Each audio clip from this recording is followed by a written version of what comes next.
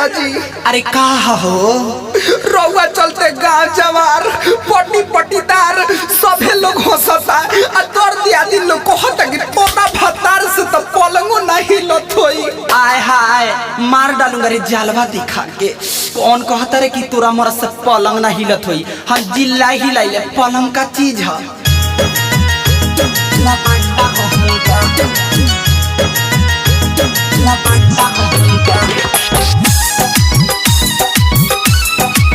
Music by Gaurav Roshan.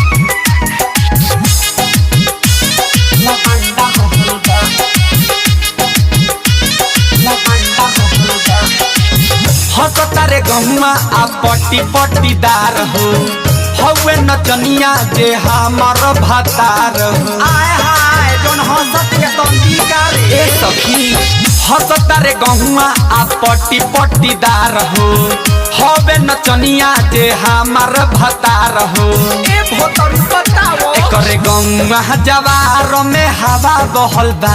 एकरे गौवा जवार में हवा बहल बा।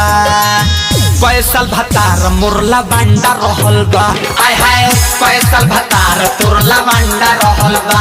आय हाय पैसल भतार तुरला बंडा रहल बा। ला बंडा रहल बा। ला बंडा रहल बा।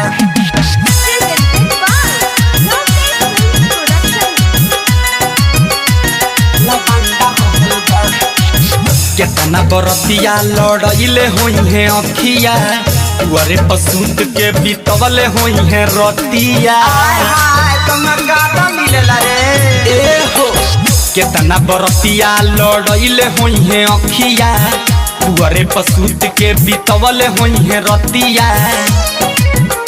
एही से नाच के नचनिया के मौगा कहल बा।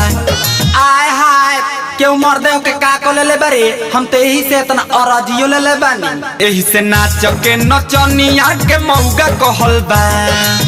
कैसल भतार मुरला बंडा रहल बा।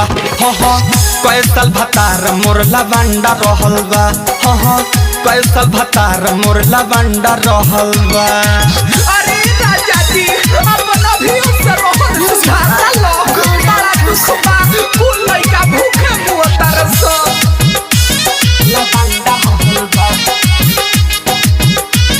La banda holba जहरीला जंतु रहेला खुलल बाल हो चलेले रहिया ई हीरोइन के चाल हो। जहरीला जंतु रहेला खुलल बाल हो चलेले रहिया ई हीरोइन के चाल हो। इहे बकला लाल पटेल के कान भाई सी दहल बा। इहे बकला लाल पटेल के कान भाई सी दहल बा।